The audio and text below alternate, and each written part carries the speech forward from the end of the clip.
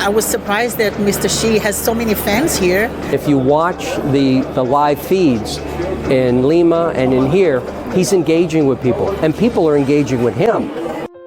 At the 19th G20 Summit held in Rio de Janeiro, Chinese President Xi Jinping said that China is ready to work with all parties to build a just world of common development and outline China's 8 actions for global development.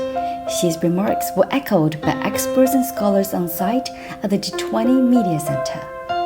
It's a very impressive approach for all members of the G20 to follow a broader appeal to come together to build a common future for mankind.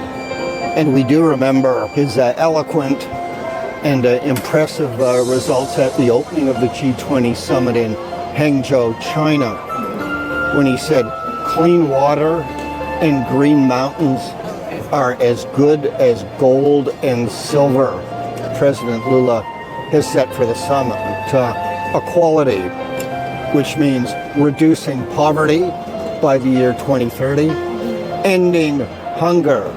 And China has already ended hunger in just a few decades, so it knows how to do it and can share and will share that lesson with all the other leaders of the G20 countries. President Xi is using the platform, and he's doing it effectively. I was in Lima for APEC, and he was there. And now in Rio de Janeiro, he's here. And that's really important because oftentimes heads of state and heads of government don't show up or they don't spend time.